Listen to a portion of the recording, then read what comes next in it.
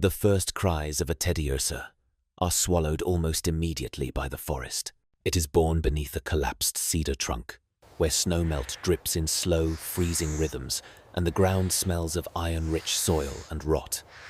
This is not a nursery. It is a proving ground. In these northern woodlands, winter arrives early and leaves late. Food is scarce. Predators listen. Silence is survival. From its earliest days, the cub learns that hesitation invites death. Its mother keeps contact brief, feeding quickly, moving often. Teddiursa's small frame is deceptive already. Its skeletal structure shows unusual density for an organism of its size, with reinforced limb joints designed to carry far greater mass than it currently bears. Its sense of smell develops faster than its sight, neural pathways prioritizing olfactory data over visual processing. Before it can run, it can track. Every step through leaf litter is a lesson.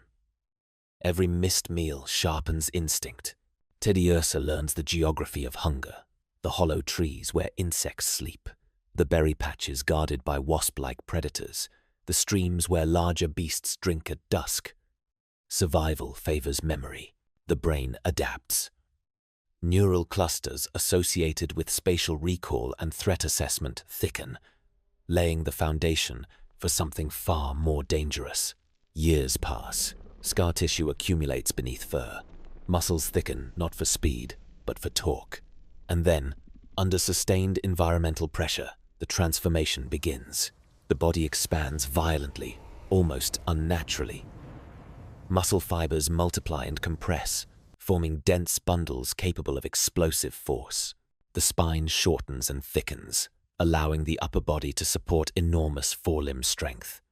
Claws elongate, curving inward, not merely weapons, but tools for tearing bark, stone, and bone.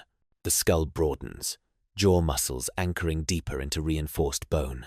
Ursaring emerges. This is no longer prey. At full maturity, Ursaring stands as one of the most dominant terrestrial organisms in its ecosystem.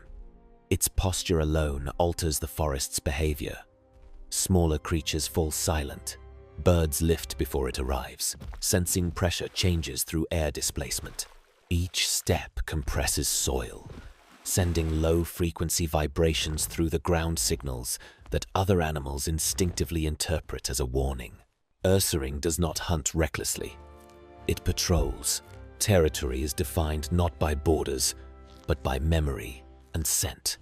Trees bear claw marks high above the ground, deliberate and precise. These are not threats, they are declarations. Ursaring's intelligence is not abstract, it is tactical. It understands which areas yield food seasonally, which rivals can be tolerated, and which must be erased. When confrontation comes, it is sudden. A rival predator, a massive quadruped, adapted for ambush breaks cover near a berry grove. The air tightens. Ursaring pivots, not charging, but anchoring itself, weight distributed perfectly across its frame. It waits. The rival strikes first and fails. Ursaring responds with controlled violence, one forelimb pinning, the other delivering crushing force with surgical intent.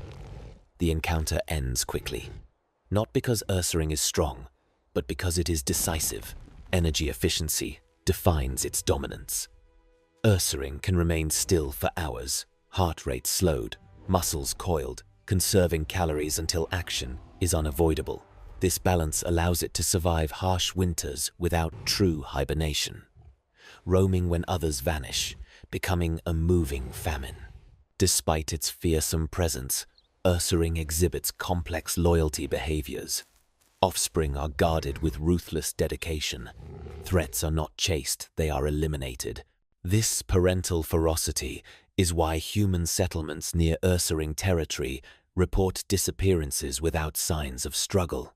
The forest simply closes behind it. On rare occasions, an anomaly appears. A shiny, Ursaring, its fur-tinted greenish-gold, eyes reflecting light differently due to altered pigmentation, moves like a ghost through familiar terrain. This is not camouflage, but mutation, a genetic divergence that may disrupt social recognition, isolating the individual. Some legends suggest these variants are omens, symbols of imbalance or renewal. Others claim they are guardians, tolerated even by rivals. As seasons turn and generations fall, Ursaring remains. It is not a monster, nor a myth. It is the final expression of survival under pressure. A creature shaped by cold, hunger, and memory. Parents fear it not because it is cruel, but because it is perfect. In the deep forest, where silence means safety and strength is measured in restraint, Ursaring stands as living law, apex predator, relentless guardian, a reminder that nature does not forgive weakness, it replaces it. Deep beneath the skin of the planet, where sunlight has never reached and pressure crushes stone into silence, life still finds a way to endure. Here, in labyrinths of basalt and iron-rich bedrock, the juvenile form of Steelix begins its existence, not as steel but as stone. Born as a serpentine rock dweller, it emerges from narrow fault lines carved by tectonic stress. The environment is hostile. Oxygen is scarce, temperatures fluctuate violently, and cave collapses are common. Survival at this stage depends on instinct alone. The young creature learns quickly to read vibrations through the ground, sensing distant movement through pressure waves rather than sight. Every tremor is information. Every still moment is a test.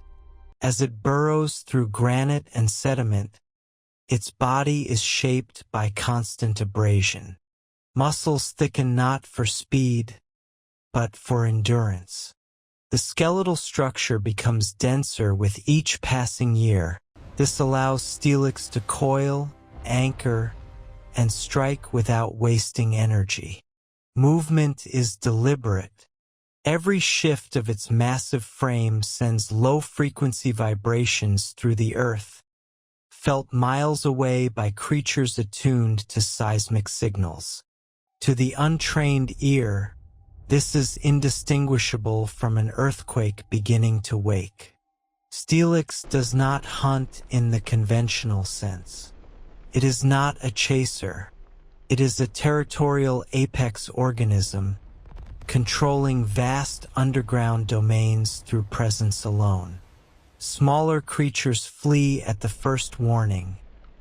Deep, resonant groans produced by steel plates grinding against one another. These sounds are not threats. They are announcements. This land is claimed. Within its hierarchy, Steelix occupies the role of enforcer and stabilizer.